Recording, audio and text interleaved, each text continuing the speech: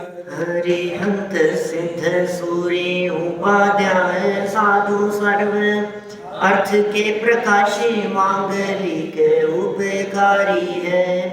तिनको स्वरूप जान राग ते भई जो भक्ति काय को नवाई स्तुति को जारी है। धन धन दिन हिते काज सब आज भये करे जोड़े वारे वारे वंदना हमारी है। मंगल कल्याण सुख सो हम चाहत हैं। ओ मेरी ऐसी दशा जैसी तुम धारी है। ओ मेरी ऐसी दशा जैसी तुम धारी है। ओ मेरी ऐसी दशा जैसी तुम धारी है। क्षत्र चूड़ामणि नामक यह ग्रंथ अंतिम लम्भ राज्य शासन संभालना और तपश्चरण करना, इन दोनों में ही एक समान पुरुषार्थ लगता है। ऐसा नहीं है कोई कहे कि राज्य करने में क्या दम है, तपस्या करके देखो तो पता लगेगा। तो सामने वाला यह भी कह सकता है कि तपस्या में क्या दम है, राज संभाल के देखो तो पता लगेगा। क्या माने बड़ा कठिन काम है दोनों ही क्षेत्र में। माने घर गृहस्थी संभालना भी आसान नहीं है। बाल बच्चों को पढ़ाना लिखाना सिखाना, बड़े करना, घर गृहस्थी की योग्य व्यवस्थाएं करना, चाहे छोटे छोटे से घर के काम हो उन्हें निपटाना, काम करने वाले नौकर चाकर से, अपने अधीनस्थ काम करने वालों से निपटना, ये कोई सब आसान नहीं है। लेकिन जो कुशल व्यक्ति होते हैं उनकी गृहस्थी भी कुशलता से निभती है, और जब वे संयम और तप अंगीकार करते हैं तो उसे भी उसी कुशलता के साथ निभाते हैं। हम ऐसा भी कह सकते हैं जो प्रसिद्ध उक्ति है, कम में सूरा ते धम में सूरा। जो कर्म में शूरवीर है वे धर्म में भी शूरवीर होते हैं, और जो कर्म में शूरवीर नहीं है, माने अपने घर गृहस्थी परिवार आजीविका इन सब चीज़ों में जो चतुर नहीं है, कुशल नहीं है, वे धर्म क्षेत्र में जाकर के भी कुछ नहीं कर पाएंगे। ऐसा कह सकते हैं जो पुरुषार्थी होते हैं वे सभी जगह पुरुषार्थी होते हैं, और जो आलसी और प्रमादी होते हैं वे सभी जगह पर आलसी और प्रमादी होते हैं। चाहे वे घर गृहस्थी लौकिक क्षेत्र हो उसमें जो प्रमादी हैं वे संयम और आराधना के मार्ग पर अप्रमादी कैसे हो जाएगा? दोनों जगह पे प्रमादी रहेगा। और जो यहाँ चतुर है, कुशल है, पुरुषार्थी है, उत्साही है, वो यदि अपनी दिशा बदल लेवे तो अन्य क्षेत्र में भी वो उतनी ही कुशलता दिखाएगा। पहले भी कई बार आपके बीच में यह बात कही है कि जो बच्चे जितने बदमाश होते हैं वो उतने ही होशियार होते हैं, इंटेलिजेंट होते हैं, क्योंकि उनकी बुद्धि शार्प है, तीक्ष्ण बुद्धि है उनकी, बस दिशा बदलने की देरी है। इसलिए बच्चों, आजकल के बच्चे सब होशियार ही होते हैं, जरूरत है सिर्फ उनकी दिशा बदलने की। माने बच्चे कमजोर नहीं है, क्योंकि जो मोबाइल चलाने में होशियार है, जो आपको यदि आपसे नहीं हो रहा हो और वो फटाफट करके दे देवे छोटे छोटे से बच्चे, तो इसका मतलब उनकी बुद्धि तो तेज है। तो बुद्धि तेज है तो फिर होशियारी दिखती क्यों नहीं है? इसलिए नहीं दिखती कि जिस दिशा में प्रयोग कर रहे हैं उससे दिशा बदलने की जरूरत है। वो कठिन काम है। खैर कोई बात नहीं, लेकिन जब भी दिशा बदलेगी तो उसी उत्साह और उसी पुरुषार्थ से वे काम करेंगे। हाँ, लेकिन जो लौकिक क्षेत्र में भी कमजोर हैं, शिथिल हैं, प्रमादी हैं, आलसी हैं, अनुत्साही हैं, वे धर्म क्षेत्र में भी अनुत्साही होंगे। यहाँ तो जीवनधर कुमार हमारे सामने दिखाई दे रहे हैं। इनको मद्देनजर रखते हुए पूरी बात कही गई कि जीवनधर कुमार पुरुषार्थी है और बहुत पुरुषार्थ पूर्वक, श्रम पूर्वक अपनी पूरी शासन व्यवस्था और अपने राजपाट को संभाल रहे हैं। और इसकी तुलना यहाँ महादीप सिंह सूरी ने, जो आचार्य देव हैं, उन्होंने इसकी तुलना तप और संयम धारण करने वाले पुरुषार्थियों के साथ में की और दोनों में ही कहा एक समान ही श्रम होता है। दो शब्दों के प्रयोग किए, योग और क्षेम। तो योग शब्द का प्रयोग और क्षेम शब्द का प्रयोग मतलब दोनों में समान रूप से लागू होता है। शब्दों का भाव दोनों स्थानों पर अलग अलग किया जा सकता है। ये सब चर्चाएं हम कर चुके हैं। जीवेंद्र कुमार की राज्य व्यवस्था, यहाँ से बात को आगे बढ़ाते हैं। राज्य शासन व्यवस्था किस तरह की थी? सात्विक आगे आ जाओ।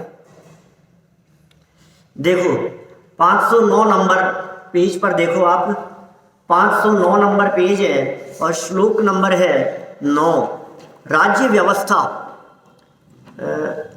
प्रबुद्धेस्मिन् भुवं कृत्स्नां रक्षत्येक पुरीमिव राजन्वती च भूरासी दन्वर्थं रत्नसूरपि। सारे कार्यों में सावधान इन राजा के एक नगरी के समान सारी पृथ्वी की बुद्धिमानी से रक्षा करने पर पृथ्वी श्रेष्ठ राजा से युक्त सार्थक रत्नों को देने वाली हुई।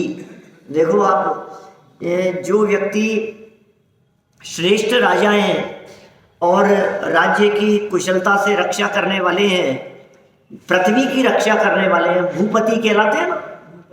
राजा का पर्यायवाची भूपति।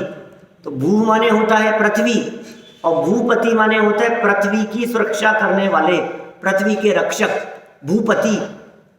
तो जिनका भूपति अच्छा होगा वो पृथ्वी भी रत्न उपजाएगी, ऐसा है। माने अयोग्य व्यक्ति, कहते हैं ना धरती सोना उगलती है और कभी आग उगलती है किसी के लिए। तो योग्य व्यक्ति जो किसान है, किसान यदि योग्य रीति से खेती करे तो धरती सोना उगलती है, और ना समझ हो तो वो सब बर्बाद कर देती है, खत्म कर देती है।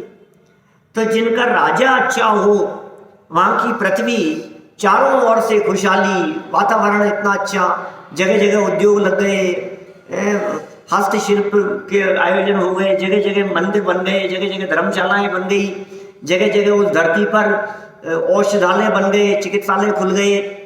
ये सब धरती कितनी सुंदर हो गई, जगह जगह बाग बगीचे, उद्यान, सड़कें अच्छी हो गई, रोड पर लाइटें लग गई। उस जमाने में लाइटें तो नहीं थी लेकिन प्रकाश की व्यवस्था हो गई। सब जगह पर खुशहाली का वातावरण। माने उस धरती को देखेंगे तो वो धरती भी स्वर्ग जैसी दिखाई देने लगी।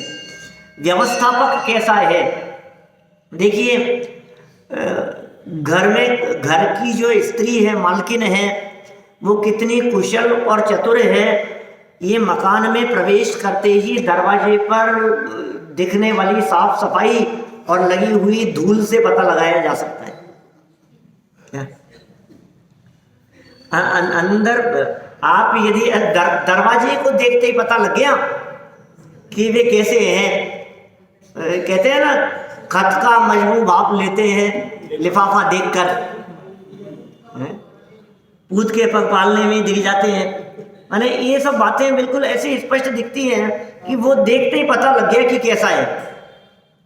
कहते हैं जब जबान खुली तो पता लगा व्यक्ति का व्यक्तित्व कैसा है।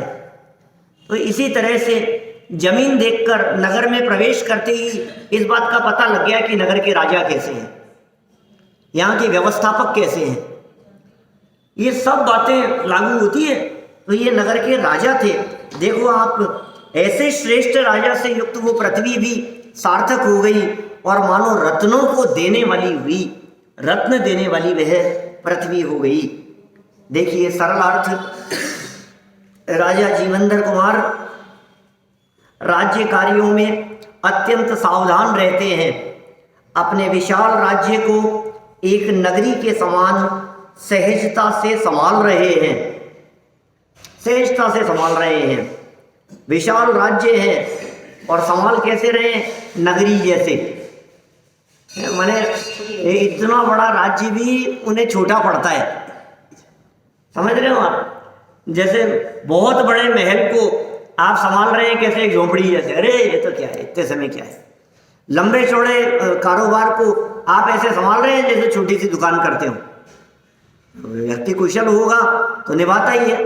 कभी देखो आप, ये बड़ी बड़ी जो ये बाटा हो चाहे टाटा हो, जो पूरे पूरे हिंदुस्तान में, पूरे दुनिया भर में जिनके शोरूम खुले हुए हैं, आखिर में कैसे संभालते होंगे? तुमसे एक छोटी सी दुकान नहीं संभलती है। और पूरे दुनिया भर में उन्होंने शोरूम खोल रखे हैं। कैसे व्यवस्थाएं, कैसे हिसाब किताब, कैसे मेंटेन करते होंगे, कौन किसके ऊपर कौन होगा, कैसे संभालता होगा। मतलब ये तुम नहीं समझ पा रहे हो। जो कुशल होते हैं ना वो सब संभाल लेते हैं। बोलो, एक दुकान पर बैठते हैं, सामने दूसरी दुकान भी है, कोई नहीं बैठा है और सब संभाल लेते हैं। बगल में एक और ले ली, इधर और कर ली। ये कैसे संभाल रही है बताओ मेरे को? नेतृत्व। आप यदि नेतृत्व कुशल हैं तो आप आसानी से संभाल पाएंगे। समझ रहे हैं आप? देखो, तुमसे एक नहीं संभलती है और चक्रवर्ती 96,000 संभालते हैं। नेतृत्व कुशलता की बात है। माने आप यदि कुशल हैं तो आप आसानी से संभाल पाएंगे। ये राजा के राज्य के संदर्भ में कह रहे हैं। जीवंदर कुमार इतने कुशल शासक हैं, बहुत बड़े साम्राज्य को भी, माने राष्ट्र के राजा हैं, उसके बावजूद भी ऐसे संभाल रहे हैं जैसे किसी एक छोटे से नगर को संभाल रहे हों। उनकी नगरी रत्न देने वाली हुई। अतः पृथ्वी राजवंती अर्थात श्रेष्ठ राजा वाली तो हो ही गई है और रत्नसु अर्थात रत्नों को उत्पन्न करने वाली भी बन गई है।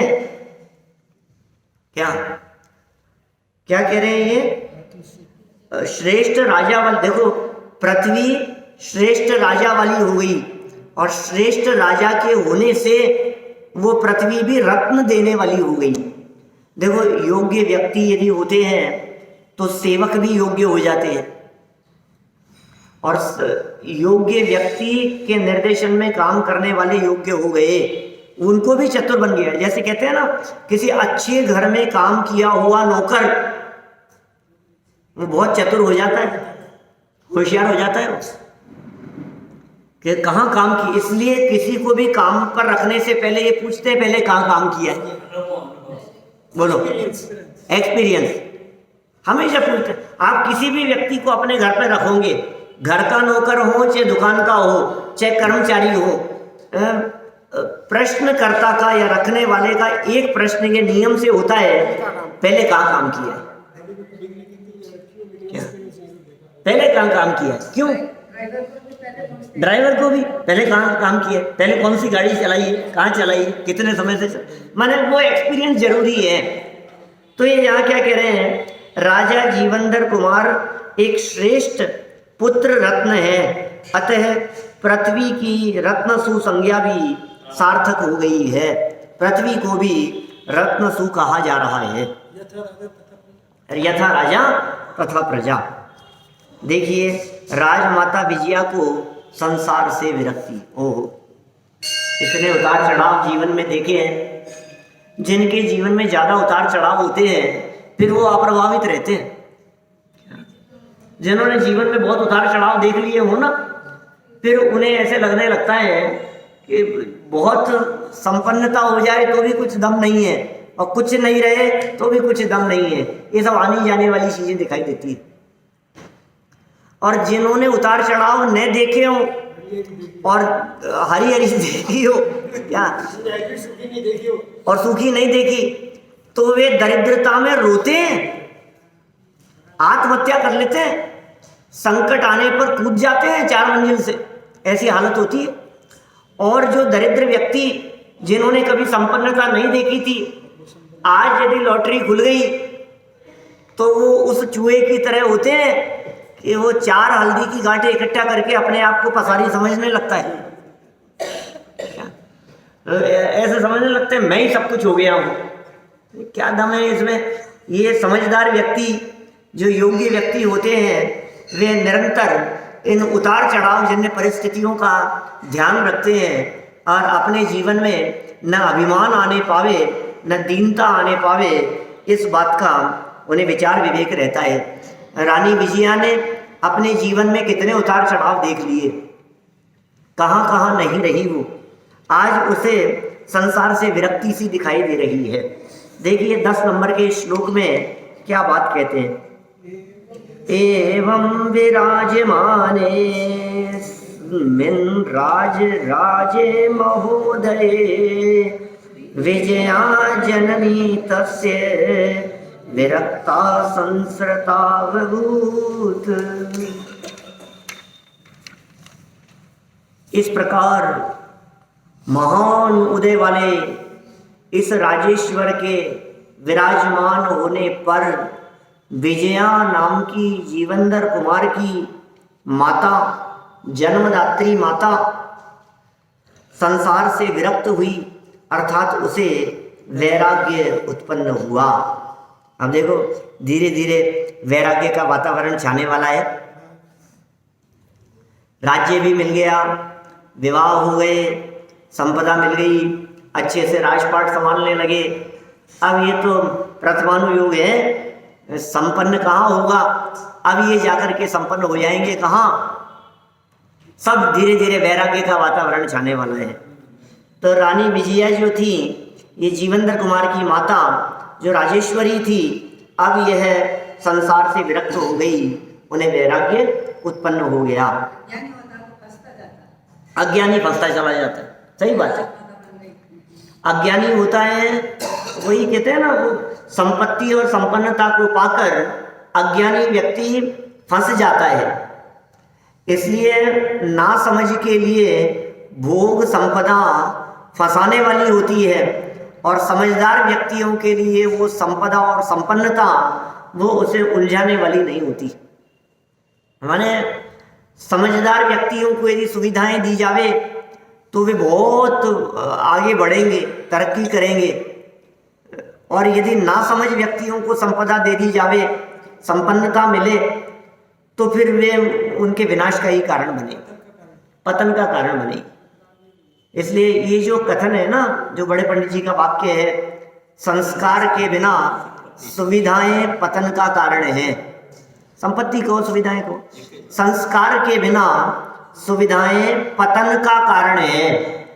अब ये संस्कार का मतलब है सज्जनता, संस्कार का मतलब है अच्छा व्यक्तित्व।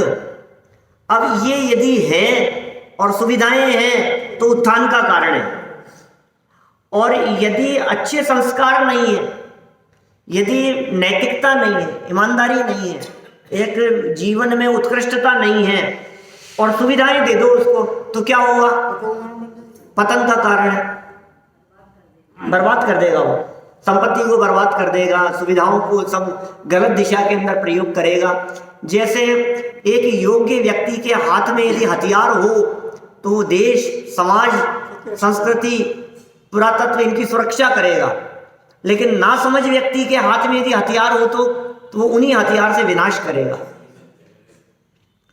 हथियार तो हथियार है, उनको सुरक्षा में उपयोग लेना है कि विनाश में उपयोग लेना है, ये निर्भर करता है उसकी बुद्धि पर। तो बुद्धिमान व्यक्ति उनका सही दिशा में उपयोग करते हैं, और नासमझ व्यक्ति उनका दुरुपयोग किया करते हैं। सदुपयोग और दुरुपयोग, उपयोग कहाँ कर रहे हो, ये व्यक्ति के व्यक्तित्व पर निर्भर करता है। संस्कारों का संबंध, अब कौन अच्छा संस्कारी है? जिसके विचार अच्छे हैं वो संस्कारी है, और जिसके विचार अच्छे नहीं है इसका मतलब वो असंस्कारी है। जिसके चित्त में सहयोग करने के, दान देने के, परोपकार करने के, दूसरों की तकलीफ और दूसरों के कष्ट को समझने के परिणाम हो, समझ लीजिए आप वो संस्कारी है। और जो दूसरे की परवाह नहीं करता हो, जिसे दूसरे के हिताहित की परवाह नहीं हो, जिसके चित्त में सिर्फ स्वयं स्वयं स्वयं और स्वयं का स्वार्थ ही हावी रहता हो, वो सज्जन नहीं हो सकता, वो दुर्जन है। तो कौन संस्कारी है? और ये संस्कार बनते हैं तत्व ज्ञान के अवलंबन से, ये संस्कार बनते हैं वस्तु स्वरूप के विचार से, ये संस्कार बनते हैं सत्य समागम से। आप किनके बीच में उठते बैठते हैं उससे पता लगेगा आप कितने संस्कारी हैं। इसलिए आप जिन लोगों के बीच में उठेंगे बैठेंगे, आपकी सोच वैसी होगी, आपका चिंतन वैसा होगा, आपके पदार्थों को देखने का नजरिया वैसा होगा। अरे ये जो धन और पैसे के पीछे दौड़ने वाले और इससे जो क्या कहते हैं अच्छे अर्थशास्त्री जो होते हैं, वे यहाँ तक बात कहते हैं, उनकी दृष्टि से बात कहता हूँ, आपके पास कितनी संपदा है, आपके पास में कितना पैसा जीवन में होगा, आपके 4 मित्र उनकी संपदा को जोड़ लो, उसका एवरेज निकाल लो, 4 को जोड़ के 4 का भाग दे लो, तो उसकी जो एवरेज जो संपदा होगी उतनी आपकी संपत्ति होगी। मोटा मोटा आइडिया कहा है उन लोगों ने, ऐसा कहा है। क्योंकि आप जिन लोगों की जिन संगति में उठते बैठते हो ना, आप वैसा ही बिजनेस करते हो, आपका काम करने का तरीका उसी प्रकार का होता है। तो आपकी यदि समझ लीजिए आपके 4 बड़े बड़े दोस्त हैं और उनकी सबकी संपत्ति मिला करके 40 करोड़ है, चारों की संपत्ति मिला करके, तो आपकी संपत्ति 10-12 करोड़ के आसपास होगी, उनका एवरेज जितना। आप यदि कौन से पोस्ट पर है, किस लेवल पर है, आपका लेवल उसी अनुसार होगा। आपकी सोच कैसी होगी, आप यदि समझ लीजिए दरिद्री दीनहीन भिखारियों के साथ में यदि रोजाना उठते बैठते हैं, तो आप में वो उस तरह की वृत्ति आए बिना नहीं रहेगी। ये संगति के प्रभाव की बात कह रहा हूं मैं। हाँ, इसलिए संगति कैसी है, वो कहते हैं तो, और ये जो संगति और जो माहौल दिखाई देता है ये सत्संगति है। जो व्यक्ति सत्संगति में है वो संस्कारित है। आप यदि साधर्मियों के बीच में हैं, धर्मात्माओं के बीच में, स्वाध्यायियों के बीच में हैं, क्या जैसे समझ लीजिए आप स्वाध्यायियों के बीच में हैं, तो आप अपने 4 स्वाध्यायी मित्रों को देखो और उनके अध्ययन को देखो, तो उनके अध्ययन का एवरेज अध्ययन आपका होगा। क्योंकि आप जिनके बीच में उठते बैठते हो, जिनसे चर्चाएं करते हो, आपकी नॉलेज उसी लेवल पर हो जाती है। ऐसा नहीं हो सकता कि जिनके बीच में रोजाना उठते बैठते हो आपकी संगति ऐसी दिखाई दे रही है तो आपको उनके लेवल में ज्ञान नहीं हो, क्योंकि आपसी विचारों का आदान प्रदान होता ही होता है। एक विचार वाले समान मंच पे से जाते हैं। हाँ बिल्कुल, एक विचार वाले समान मंच पे सहज आ जाते हैं। समान विचार वालों की मित्रता अपने आप हो जाती है, ऐसा सहज देखा जाता है। वही उदाहरण, कक्षा में विद्यार्थी अलग अलग जगह से आए थे, एक जगह पर एडमिशन लिया, अलग अलग शहर नगरों से रहने वाले थे, जहाँ एडमिशन लिया। अब वहाँ एडमिशन लेने के बाद कक्षा में पढ़ते थे 70 विद्यार्थी, 60-70, उनमें से 5-5, 7-7 का सबका अलग अलग ग्रुप बन गया। क्या तो कैसे ग्रुप बन गया? ये ग्रुप कैसे बन गया? पढ़ने वालों का अलग, घूमने फिरने वालों का अलग, बंक मारने वालों का अलग, क्या तोड़ फोड़ करने वालों का अलग, बदमाश बच्चों का अलग है, समझ लो आप, खाने पीने वालों का अलग, सिगरेट पीने वाले, गुटखा खाने वाले, सब अलग अलग ग्रुप बन जाते हैं ऐसे, सबके अलग अलग। तो कौन व्यक्ति कौन से ग्रुप में खड़ा है, इससे आप अंदाजा लगा सकते हो कि ये कैसा है। इसलिए जो ये संस्कार की बात कही, ये संस्कार संगति से बनते हैं, और संगति कैसी हो ये आपके विचारों पर निर्भर करता है कि आप कैसी संगति चुन रहे हो, और ये भी सब होनहार पर निर्भर करता है। आपकी होनहार ही यदि खोटी है तो आप संगति भी खोटी ही चुनेंगे। यहाँ तो भाई मोक्ष जाने वालों की संगति में है, यहाँ तो आत्मार्थियों की संगति में है।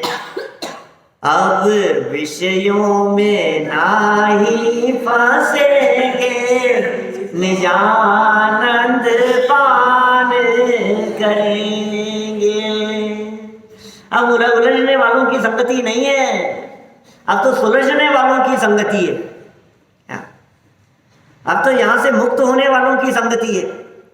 अब हम आकुलित लोगों की संगति में नहीं है, अब तो हम निराकुल लोगों की संगति में है। कि नहीं साहब, निराकुल तो कोई नहीं दिखता है। अरे वादीप सिंह सूर्य आचार्य की संगति कर रहे हो आप। हम हमारी संगति में ये आचार्य है, हमारी संगति में ये विद्वान है, हमारी संगति में ये ज्ञानी है, हमारी संगति में ये आत्मार्थी हैं, जिनकी मंजिल वो है, जिन्हें संसार में भटकना नहीं है, रुलना नहीं है, उनकी संगति हम कर रहे हैं। विजया माता भी देखिए, आप विविध प्रकार की परिस्थितियों को देखकर ऐसा नहीं है कि वे परिस्थितियों में ही उलझी रही हो, स्वाध्यायी तो थी ही। राजा सत्येंद्र भी बहुत धर्मनिष्ठ थे और रानी विजया भी बहुत धार्मिक थी। वो धार्मिक संस्कार कहीं न कहीं उन जीन्स में वो जीवंदर कुमार तक पहुंचे हैं। और जहाँ रही, आश्रम में रही, साधु संतों के आश्रम में रही, तत्व चिंतन मनन करती रही, वैराग्यमय जीवन ही जिया है। क्योंकि उस परिस्थिति को देखकर देखो, आत्महत्या तो नहीं कर ली, शांत परिणामों से अपना जीवन यापन करती रही। और अब जब बेटे को राज्य मिल गया तो बोले अब मुझे जीवन में क्या चाहिए, अब तो मुझे दीक्षा ले लेनी चाहिए। ये वैराग्य का परिणाम रानी विजया के चित्त में, उनके परिणामों में चलने लगा। देखिए, सरल अर्थ में कह रहे हैं, पूर्वोक्त प्रकार से, जैसा पहले कहा जा चुका है, पूर्वोक्त प्रकार से महान पुण्योदयी राजा जीवंधर कुमार सुचारू रूप से राज्य संचालन करते हुए अत्यंत शोभा को प्राप्त हो रहे थे। पुण्य के उदयी तो थे ही, जैसा कि पहले निश्चित है, पहले से ही उनको पुण्योदयी कहा गया था। पुण्योदयी, पूर्व पुण्योदयी ये जीवंधर कुमार सुचारू रूप से राज्य संचालन करते हुए अत्यंत शोभा को प्राप्त हुए। तब राजमाता विजया सहसा संसार से विरक्ति को प्राप्त हो गई। उन्हें लगा कि अब वैराग्य हो ही जाना चाहिए। और एक उम्र भी होती है, एक समय भी होता है। पुराने समय में तो ये बात प्रसिद्ध थी, 4 प्रकार के आश्रम पढ़े हैं हम सबने, बचपन में पढ़े ना। पहले बाल्य अवस्था, उसमें जाकर के गुरुकुल में, और फिर उसके बाद में गृहस्थ आश्रम, ऐसे ऐसे विभाजन करते थे पहले जब पढ़ते थे तब। 25 साल की उम्र तक ऐसा, फिर 25 साल की उम्र के बाद में गृहस्थ आश्रम, 25 से 50 तक, फिर 50 से 75 तक वानप्रस्थ आश्रम, फिर संन्यास आश्रम। तो ये इस तरह के आश्रम के भेद तो हिंदू साहित्य में इस तरह के विभाजन किए हैं। एक प्रकार से एक उम्र है, एक उम्र के हिसाब से व्यक्ति में प्रौढ़ता आना, परिपक्वता आना, उसका नेचर और उसका स्वभाव उस रूप में बदलना, ये सब स्वाभाविक ही है। देखिए राजमाता विजया का संतोष प्रकट करना। आगे नया श्लोक 11 नंबर के श्लोक में कहते हैं, राजमाता विजया संतोष व्यक्त कर रही है अपने परिणामों के माध्यम से। पैतृकम पद्मद्राक्ष मत्राहम पुत्र पुंगवे कृतः पुरोपकर्तार कृतकृत्या यथोचितम। इस पुत्र श्रेष्ठ में मैंने पिता के पद को, अर्थात राजा के पद को देख लिया। ओहो, मेरा जो बेटा था वो बेटा उसके पिता के समान बन गया। मैंने पुत्र में उसके पिता के गुण देखे और पिता के पद को आज उसने प्राप्त कर लिया। वे पिता अपने आप को बहुत भाग्यशाली समझते हैं जिनके पुत्र उनकी गद्दी को संभाल लेते हैं। आप जिस बिजनेस को कर रहे हैं, यदि बेटा उस बिजनेस को और आगे बढ़ावे, उसी को संभाले आपके निर्देशन में, तो आपको कितनी प्रसन्नता होती है। चलो मैं अकेला बिजनेस करता था, अब बेटा भी मेरे बराबर हो गया, अब बेटा भी संभालने वाला हो गया, इसी फील्ड में है। और ऐसा देखा जाता है डॉक्टर के बच्चे डॉक्टर देखे जाते हैं, इंजीनियरों के बच्चे इंजीनियर देखे जाते हैं, बिजनेसमैन लोगों के बच्चे बिजनेसमैन देखे जाते हैं। ऐसा जगत में सहज ही दिखता है, तो वो संभालते हैं सब, और पिता भी निश्चिंत हो जाते हैं। तो राजा के बच्चे राजा देखे जाते हैं, और माँ को कितनी प्रसन्नता होती है कि पिता के न रहने पर वो किसी और के द्वारा छीन लिया गया राज्य आज पुत्र ने पुनः प्राप्त कर लिया। इसे देखकर अत्यंत प्रसन्नता का अनुभव रानी विजया को हो रहा है। पुत्र में मैंने पिता के पद को, देखो पद शब्द का अर्थ दो तरह से लिया जा सकता है। एक पद शब्द का अर्थ होता है पोस्ट, एक पद शब्द का अर्थ होता है पैर। क्या? तो उस पद को माने उस पदवी को संभाल लिया एक ऐसा, और एक उनके कदमों पर चल रहा है, तो उनका अनुसरण कर रहा है। दोनों तरह की बातें हो सकती है ना। तो मैंने राजा के पद को देख लिया।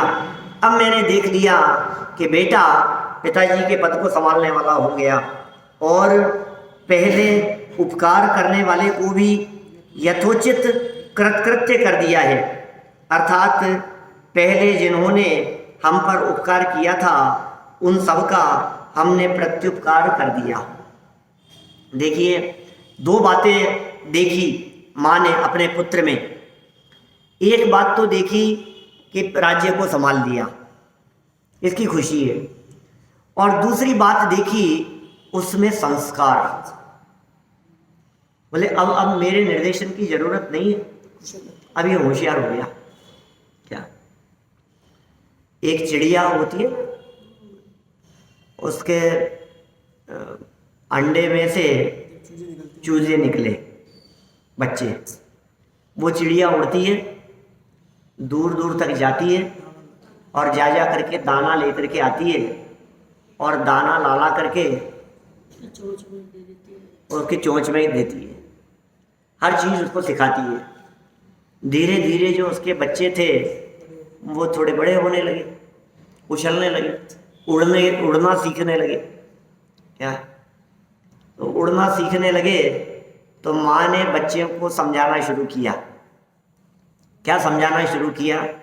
कि देख बेटा, ये जो है तुम उड़ने लगे हो, ये जो चौपायों से तो तुम्हें डर लगता ही है, लेकिन ये दो पाया भी कम खतरनाक नहीं है। क्या? इनसे बच के रहना।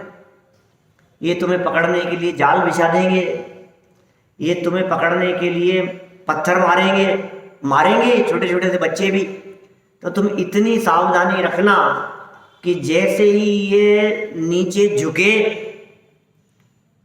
तो समझ लेना कि ये पत्थर उठा करके मारने वाला है, तुम उड़ जाना। क्या?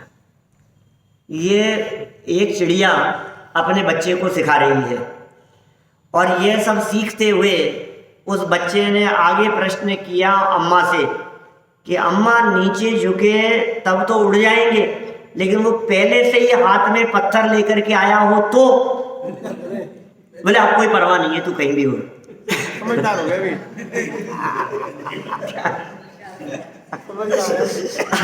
अब तो होशियार हो गया। अब मुझे सिखाने की जरूरत नहीं है, अब तो सीख लिया। क्या? ये विजया माता खूब बच्चे को समझाए सिखाए, ये राजा बन गया, लेकिन उसमें ये संस्कार देखे कि अपने ऊपर किए हुए के उपकारों को न भूले। जिन ने हमारे ऊपर उपकार किए थे उन सब का सहयोग भी मेरे बेटे ने किया है। ये बात मैंने देख ली तो मैंने अपने बच्चे का दिल देख लिया, बच्चे का मन देख लिया, उसकी महानता देख ली, उसकी उदारता देख ली। अब इसे और कुछ समझाने और सिखाने योग्य बचा नहीं है। वो माता अपने पुत्र की इन दोनों बातों से अत्यंत संतुष्ट हो गई। देखिए आप क्या कहा, पहले उपकार करने वाले को भी यथोचित कृत्य करने योग्य काम कर दिया है। अर्थात पहले जिन्होंने हम पर उपकार किया था उन सब का हमने प्रत्युपकार कर दिया है। जिन जिन का उपकार रहा, जिन जिन का सहयोग रहा, अब उन सब के लिए जो करने योग्य काम थे वो सब कर दिए, ऊंचे ऊंचे पदों पर उनको विराजमान कर दिया, ये सब हो गया। देखिए, मैंने जीते जी अपने सर्वोत्तम और इकलौते पुत्र जीवेंद्र कुमार को अपने पिता का राज्य प्राप्त कर राज्याधिकारी के रूप में देख लिया है। इकलौता पुत्र, सर्वोत्तम बेटा, उसको पिता का राज्य प्राप्त कर लिया और राज्य अधिकारी के रूप में देख लिया है। मेरी असहाय विधवा अवस्था में उपकार करने वाले पद्मास्य आदि का यथाशक्त यथा योग्य प्रत्युपकार भी कर दिया है। जिसने सहयोग किया ना, उन सब का प्रत्युपकार भी कर दिया है। अतः अब मैं सभी प्रकार से शल्य रहित हो गई हूँ। ये विचार उसके मन में आने लगे, अब मुझे और कुछ देखना बाकी नहीं रहा है। देखो, रानी विजया तो विरक्त हो गई, लेकिन यदि उसकी जगह आप हम में से कोई होते तो कहते बस अब तो आखिरी तमन्ना रह गई, पोते का मुंह और देख ले। यही सोचते हो। बोलो सर, अब तो बस ये जंजाल है क्या? आप फंसते चले जाएंगे। आंगन में बच्चे हों, अब उनको खिलाने का तो मन है भाई, अब तो बस ये और हो जाए, फिर बस ये पोते की शादी और हो जाए, फिर ये और हो जाए, फिर ये और हो जाए। ये जंजाल में फंसा रहता है। लेकिन रानी विजया के विचारों में यह फंसने की बात नहीं आई। ये वैराग्य और विरक्ति का परिणाम उनके मन में आया। ये उनकी आंतरिक उज्ज्वलता को दिखाता है। जगत प्रपंचों में ना फंसने की जो वृत्ति ज्ञानियों की हुआ करती है, यह आदर्श हुआ करती है। यह संसार और ये गृहस्थी ये फंसने योग्य नहीं है। ये कितना बड़ा जंजाल है, ये ऐसा दलदल है, आप फंसते चले जाएंगे। क्या तन कारागृह वनिता बेड़ी परिजन है रखवारे। बोलो, ऐसे ऐसे शब्दों के प्रयोग किए वीतरागी संतों ने भजन लिखते समय। इस तन को कारागृह कहकर के पुकारा है, वनिता स्त्री को बेड़ियां कहकर के पुकारा है, और अन्य परिवारजनों को रखवाले कहकर के पुकारा है, जो तुम्हें मुक्त नहीं होने देते, तुम्हें बंधन में बांधे रखते हैं, फांसे रखते हैं, भाग नहीं जाए, छोड़ करके चले नहीं जाए, मोह के जाल में फंसाए रखेंगे तुम्हारे को। तो ये सारा जगत का स्वरूप इसी प्रकार का है। ये विरक्त हो गई। समझदार व्यक्ति फंसते नहीं है। देखो, वो जो थे जम्बू स्वामी समझदार थे। अब भले ही इन्होंने ये कहा हो कि तन कारागृह वनिता बेड़ी परिजन है रखवाले, ऐसी बातें कही हो, लेकिन जम्बू स्वामी को कहाँ फांसने में समर्थ हो सके। जहाँ ऋषभदेव स्वामी की इतनी सरलता दिखती है कि माता पिता के कहने पर तुरंत ही विवाह के लिए तैयार हो गए ऋषभदेव, नाभी राय मरुदेवी के कहने पर। वहीं ऐसी विरक्ति भी ऋषभ इनके महावीर स्वामी के जीवन में दिखती है, वर्धमान स्वामी के जीवन में, कि अनेक प्रयत्न कर लेने पर भी वे राजपाट में और विवाह बंधन में न उलझे, न फंसे। तो ये सहज है इस प्रकार की वृत्तियां। ये विरक्त हो गई। विधवा अवस्था, पद्मास्य आदि ने बहुत सहयोग किया। जंगल में सहयोग करने वाले, जीवेंद्र कुमार के मित्र सहयोग करने वाले, गंधोत्कट आदि सहयोग करने वाले, ये जो जो सहयोग करने वाले दिखाई देते थे, उन सब का यथाशक्य यथा योग्य प्रत्युपकार कर दिया। अतः अब मैं सभी प्रकार से शल्य रहित हो गई हूँ, निशल्य हो गई है। देखो, शल्य रहित होकर के कहना चाह रहे हैं, याद आया क्या? निशल्यो व्रति। तत्वार सूत्र में उमा स्वामी आचार्य ने व्रति का लक्षण बतलाते हुए ये कहा है, निशल्यो व्रति, माने व्रति जीव शल्य रहित होता है। व्रति के जीवन में शल्य नहीं होती। तो ये शल्य रहित हो गई है, यह बात कहकर के व्रत अंगीकार करने के लिए तैयारी की सूचना दे दी। शल्य रहित हो गई ना, अब ये सूचना दे दी है कि भाई अब ये व्रती होने के योग्य हो गई। जब तक चित्त में शल्य है तब तक व्रत अंगीकार करना अयोग्य है, योग्य नहीं है। जब आप निशल्य हो जावे तभी व्रताधिक का अंगीकार करना यह योग्य कहलाता है। शल्य क्या है? मायाचार, मिथ्यात्व और निदान। माया, मिथ्यात्व और निदान, ये 3 शल्य हैं। तो मायाचार नहीं है और मिथ्यात्व नहीं है और किसी तरह की अब कोई आकांक्षा की तमन्ना बची नहीं है। तो सर्व प्रकार की शल्य से रहित होती हुई ये रानी विजया मानो वैराग्य से उत्प्रोत उन्मुख दिखाई दे रही है, वैराग्य सन्मुख दिखाई दे रही है सब प्रकार से। देखो माता पिता के लिए क्या शल्य होती है, बच्चे योग्य बन जाए। माँ बाप का क्या कर्तव्य दिखाई देता है, ये योग्य हो जाए, ये अच्छे इनकी जॉब लग जाए। बच्चों को पढ़ा कब तक निश्चिंत नहीं हो जाते। कल मैंने कही थी दूसरों के हाथ में न सौंपते हुए, अरे नहीं, लेकिन उससे पहले कितनी जिम्मेदारियां हैं। उसको पढ़ाना लिखाना, उसे संभालना है, उसको स्वस्थ रहना, वो बीमार न पड़ जावे, उसका शारीरिक स्वास्थ्य बराबर बना रहे, उसका खान पान, फिर उसके पढ़ने लिखने के बाद में फिर उसकी आजीविका, योग्य बिजनेस हो, जॉब हो, अच्छे जगह पर सेटल हो जाए वो। ये सब जिम्मेदारियां माता पिता के माथे पर बनी रहती है और चिंतित रहते हैं निरंतर इन बातों को लेकर के। और यदि वो योग्य स्थान पर पहुंच जावे, योग्य पद और प्रतिष्ठा को प्राप्त कर लेवे, योग्य स्थान पर उसका विवाह हो जावे, उसकी गृहस्थी बन जावे और वो अपने सेटल हो जावे सब तरह से, तो फिर माता पिता भी उस बच्चे की तरफ से पूरी तरह से निश्चिंत हो जाते हैं। रानी विजया भी यहाँ जीवनधर कुमार को पूरी तरह से सेटल्ड देखकर 8 तो शादियां हो गई, क्या राजपाट मिल गया, सब तरह से पूरी तरह से निश्चिंत हो गए। ठीक है, अब यह सब देखकर रानी विजया निश्चिंत हो गई हैं और इस निश्चिंतता पूर्वक वे मानो अब ये घर गृहस्थी से विरक्ति का परिणाम बनाकर दीक्षा लेना चाहती हैं। लेकिन दीक्षा लेने के परिणामों के पहले किस प्रकार के विचार चला करते हैं, उन विचारों की चर्चा यहाँ बहुत उत्तम शब्दों के अंदर की है। माने एक प्रकार से ऐसा भी कह सकते हैं कि दीक्षा लेने की विधि बतलाई है, दीक्षा लेने की प्रक्रिया बतलाई है।